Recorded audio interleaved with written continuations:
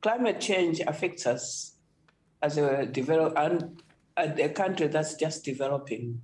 Malawi is an agricultural country, and we depend on rain-fed agriculture. Once upon a time, we had predictable patterns of rainfall, and now we do not have that luxury. We have extreme weather patterns.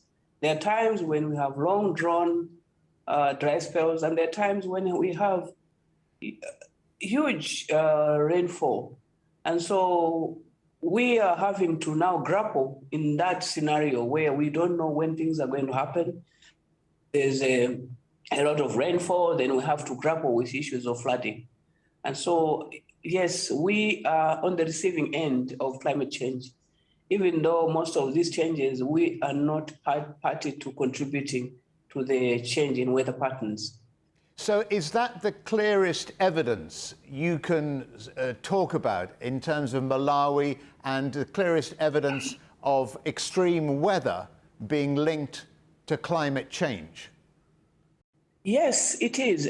For us, because the impact really is huge, because if you are dependent on agriculture, and if, for instance, you have a lot of rainfall, so you are happy with your crop, suddenly in the middle of the season, there's huge rainfall that just washes away your crop. So it has an impact on the way government plans, it has an impact on yields, it has an impact on revenue for government. And so in order for us to be able to develop, we need to have this predictable rainfall. People should be able to plan for what they want to do. If the inability to plan, I think, puts everybody in a very awkward situation where even the government itself cannot plan on how many people will be food insecure or what they're going to realize from the crops, because our economy depends on the crops that we grow. I mean, if you don't mind me saying so, that means Malawi is a victim of emissions, basically. It's not your fault, it's other people's countries' fault. So what would your message be to those people? Yes, indeed. We are the victims of the huge carbon emitters out there, the developed world. Our message is that we are on the receiving end of the impact of climate change. They have caused because of their carbon emissions, have caused major cause of climate change, and therefore they must take responsibility to help countries like Malawi, so people can recover from this climate change impact. And you are Minister of Forestry and Natural Resources, and you'd like a more integrated approach to adaptation programs in developing nations. What exactly do you mean? What exactly do you mean by that? As a country, we know we are suffering extreme weather conditions, but we cannot just sit idle and lament. We have to find ways of making sure that we reduce the impact on the citizens of this country.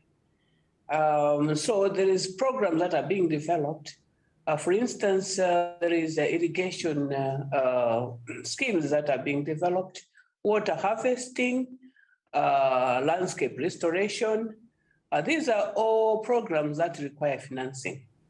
The challenge that we face is that there is not much forthcoming from the developed world. And where there is financing, the processes required to access that financing are so cumbersome, it's almost prohibitive.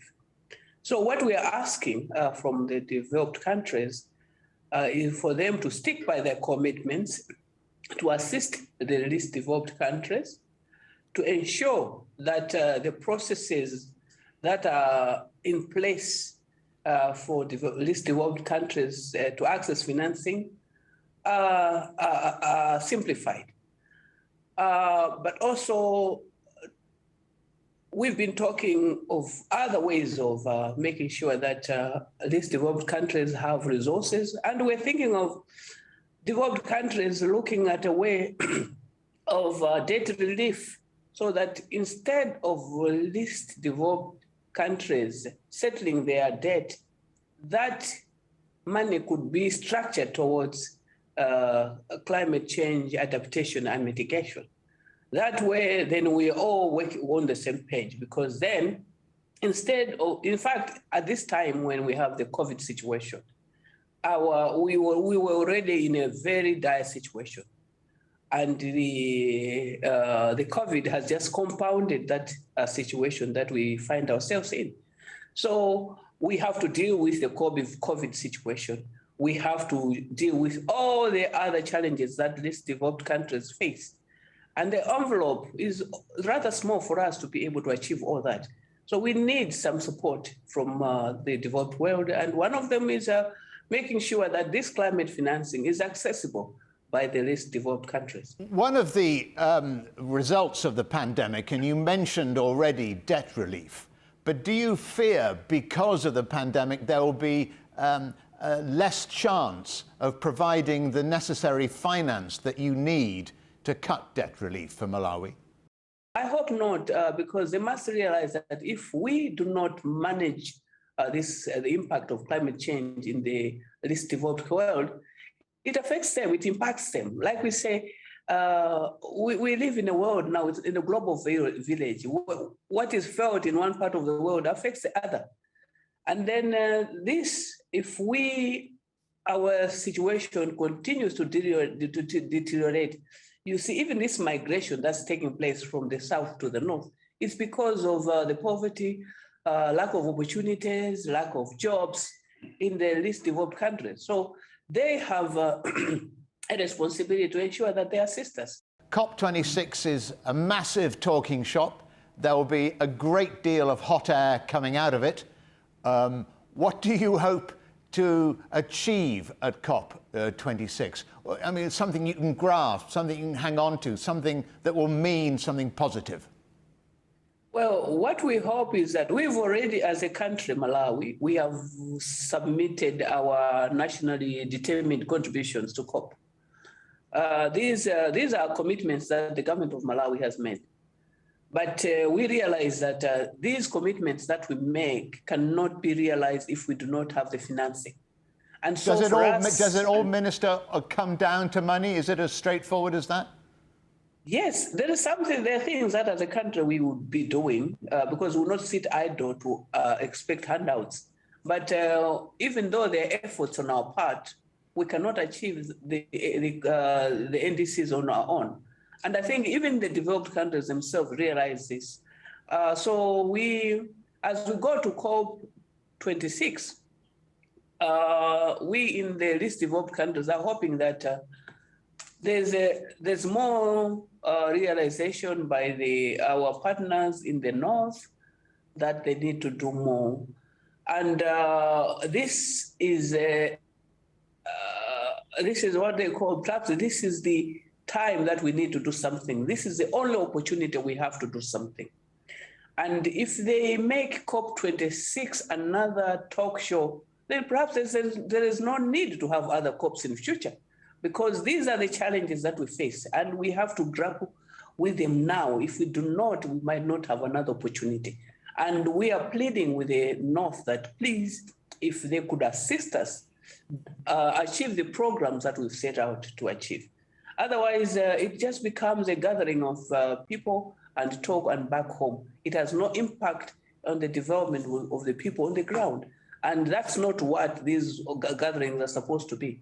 So financing is for us in Malawi, and I think in the least developed countries, availability of financing. We are talking about the reduced carbon emissions. Malawi has committed to reduce its emissions by 2040 by 50%, but that will be dependent on availability of financing. We, as a country, we have a shortage in supply of power supply. And already the country only has 550 megawatts of power. What we need as a country is 1,000. That gap needs to be filled. And we are committing that if we get support, we should be able to get renewable energy to cover that. But we cannot commit today to say we're not going to use diesel powered generators when we do not have the power, the adequate power. So for us to move from fossil fuels, we need support. We need to build more hydropower stations. We need to develop other technologies like wind power, and so on and so forth. So I think financing is a huge challenge because I think what we should be talking, this is the money, how efficiently can the availability of financing be handled? Because the other thing is that perhaps there are times when the developed world feel that perhaps their resources are not put to good use. There's times when they've complained of corruption or just abuse of the resources. We should be talking about how can we efficiently use the resources that are available. Lastly, Nancy, Malawi is also a member of the Adaptation Action Coalition, which was launched by the UK Prime Minister Boris Johnson in January this year. Can you explain a little more about the thinking behind this group and what it's achieved, if anything, so far? Our engagement with the British, for us, I think has been most beneficial. We had the Minister Trevelyan visit Malawi recently, where she saw for herself what the efforts that Malawi is making on the ground. She was able to visit projects, and she saw the assistance of the UK government at play in our meteorological services. She has done the same, visiting other countries in the coalition, for her to appreciate the challenges that we face and what further support that we can get from the UK government. So for us, we find this coalition most valuable for us. Hopefully we'll continue this engagement even after COP26. And Minister, what is your message to COP26? COP26 must act, and it must act now. It must bear the responsibility.